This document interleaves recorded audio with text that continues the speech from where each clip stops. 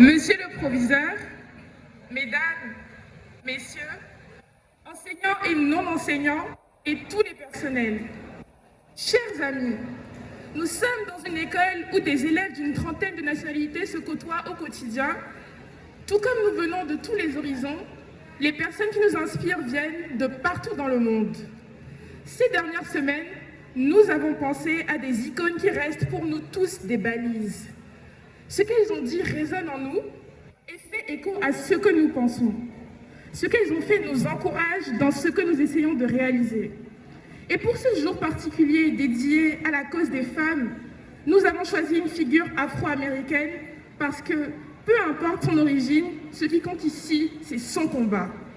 Rosa Parks s'est fait connaître par un événement catalyseur le 2 mars 1955, lorsque, dans un autobus de Montgomery, en pleine période de ségrégation raciale aux États-Unis d'Amérique, elle s'installe dans la section du bus réservée aux hommes blancs et refuse d'en bouger lorsque le chauffeur lui demande de se déplacer. Arrêtée par la police et condamnée à une amende, elle fait appel de son jugement et devient l'icône d'un mouvement national de défense des droits civiques. La défense de Rosa Parks est confiée à un avocat blanc, Clifford Durr, qui transforme la défense de sa cliente en manifeste anti-ségrégation. En parallèle, un groupe de militants afro-américains se réunit autour d'un jeune pasteur alors inconnu, c'est Martin Luther King. Ensemble, ils mettent en place un mouvement de désobéissance civile et décident de boycotter les bus de Montgomery. Le boycott durera 381 jours et réunira des Noirs solidaires et des Blancs opposés à la ségrégation. Sous la pression des militants des droits civiques, la Cour suprême annule la ségrégation dans les bus le 13 novembre 1956 et Rosa Parks entre définitivement dans l'histoire. La journée de la femme a été créée pour valoriser les femmes et c'est une occasion de célébrer celles qui ont fait l'histoire.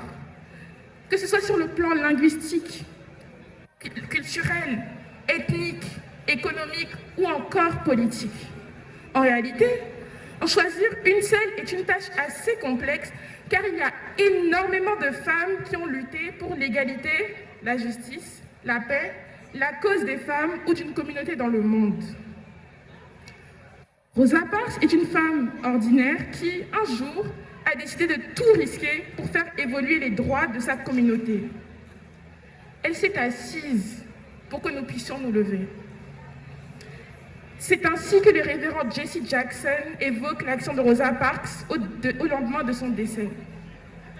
Elle a reçu des funérailles nationales et les hommages du président George Bush avec une mise en berne de tous les drapeaux fédéraux, tandis que la Société des bus de Montgomery a bloqué plusieurs jours l'accès aux places avant dans ces bus et les a recouverts de sa photographie. Le Congrès des États-Unis l'a honorée comme la première droite des droits civiques, la première dame des droits civiques et la mère du mouvement pour la liberté. Vous savez, mettre son nom sur un bâtiment ou un espace de notre école qui nous transmet aussi la culture de l'égalité permet de rendre hommage à Rosa Parks, mais aussi à toutes les femmes s'étant battues, de près ou de loin, pour une cause noble. L'école est un lieu où nous nous formons à être des citoyens à part entière. Nous le devenons, assurément.